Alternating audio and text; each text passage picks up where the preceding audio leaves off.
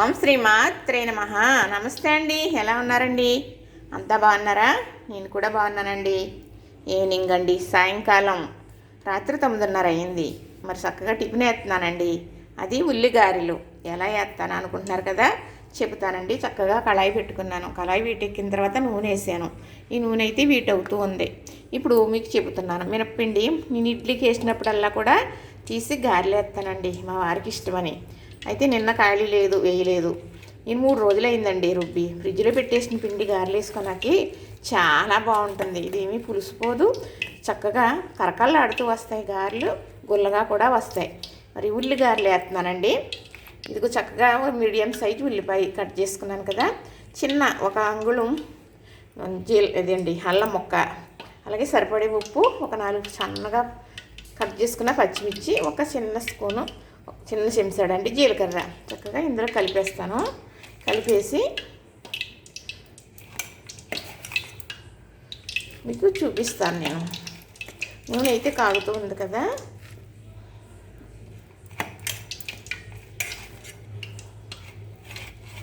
ఇది చక్కగా ఇందులో ముక్కలో కలిపేద్దాం.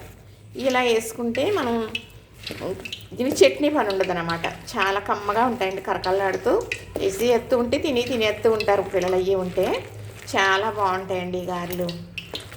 అంటే మనం అప్పటికప్పుడు రుబ్బుకుని పప్పు నానబెట్టి రుబ్బి చేయడం బోర్డు పని కింద ఉంటుంది. కానీ గారెలు వేసుకోవాలన్నప్పుడు రేపు వేసుకోవాలి అంటే ఈరోజే మన పిండి చక్కగా రెడీ చేసుకుని ఇలాగ ఫ్రిడ్జ్లో పెట్టుకుని వేసేసుకోవచ్చు ఈజీగా. అలా నాకు చానాల నుంచి అలవాటు అయ్యిందండి. అలా వేస్తున్నాను. చక్కగా కలిపేసాను కదా, నూనె కడిగేటప్పుడు వేసి మీకు నేను చూపిస్తాను. ఇలా కొంచెం చెమ్మ చేసుకుని చక్కగా మనం చిన్నగా వేసుకుంటే బాగా లోపలికంట కరకరమంట ఎగుతాయన్నమాట.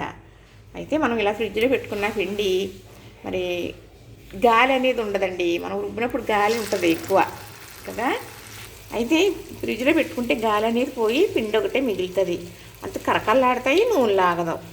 చాలా మంచి చిట్కా అండి ఇది. ఎవరో చెప్పారు, గుర్తు రావట్లేదు. కానీ నేను ఇప్పుడేమండి చానాల నుంచి అలానే వేస్తున్నాను. పండగలప్పుడు అయ్యి చక్కగా పిండి అనేది రెడీ చేసుకుని ఫ్రిడ్జ్లో పెట్టేస్తున్నానండి. పెట్టేసి చక్కగా గారెలు వేయాలి అనేటప్పటికి అన్ని పనులు అయిపోయిన తర్వాత గారెలు వేసేస్తున్నాను అన్నమాట. ఇలా ఉల్లిగారెలు కానీ ఉట్టి గారెలు కానీ.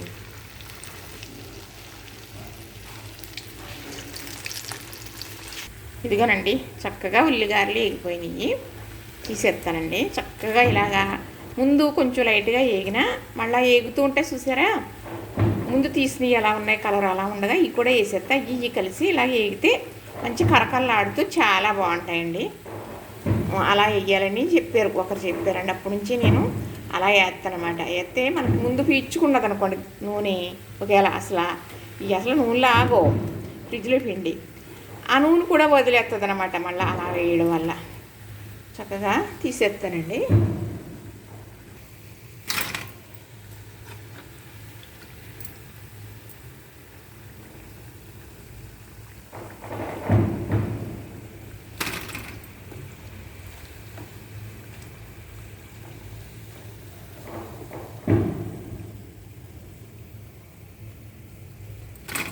ఇంతేనండి. మళ్ళీ ఉన్న పిండి కూడా వేసాం.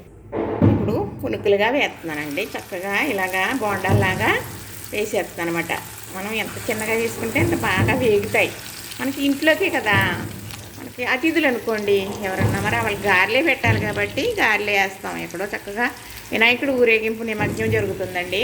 చక్కగా ఉల్లిగారెలు రెడీ అయిపోయినాయి. చూసారా చక్కగా ఎంత బాగా వేగినాయో. నూనె అసలు లాగదండి. చూసారా, అంటుకోవట్లేదు. ఎందుకనంటే ఇదే ఐస్లో పెట్టిన ఫ్రిడ్జ్లో పెట్టిన పిండి మూల. చక్కగా ఈ బొండాల్లో కూడా వేగుతున్నాయండి. బొండాలాగా వేసేసాను. అలా కూడా పిల్లలు అప్పుడు వేయటం అలవాటు, అందుకు అలా వేస్తానండి. చక్కగా వేగుతున్నాయి. చూసారు కదా, నచ్చిందా మరి నేను చేసే విధానం? ఇంతేనండి. మనకి ఎప్పుడైనా గారెలు వేసుకోవాలన్నా, అతిథులు వస్తున్నారన్నా పిండి రెడీ చేసుకోవడం, ఫ్రిడ్జ్లో పెట్టుకోవడం, రేపైనా సరే ఎల్లుండి అయినా సరే వేసేసుకోవచ్చు 3 రోజుల తర్వాతన్నా. చక్కగా నూనె లాగదు కదా, కరకల్లాడుతూ ఉంటాయి. చల్లారినా కూడా బాగుంటాయి. మనం అప్పటికప్పుడు రుబ్బేసిన పిండి కన్నా మనం ఇలా వేసినవి 1 గంట 2 గంటలైనా సాయంకాలం వరకు కూడా కొంచెం ఇలానే ఉంటాయండి. చక్కగా చూసారు కదా అండి, చక్కగా ఎంత బాగా వేగినాయో. కానీ ఇందులో ఇంక చట్నీ పని ఉండదండి. చక్కగా చూసారు కదా, నచ్చింది కదా. ఇంతేనండి. లైక్ చేయండి, షేర్ చేయండి, సబ్స్క్రైబ్ చేయండి.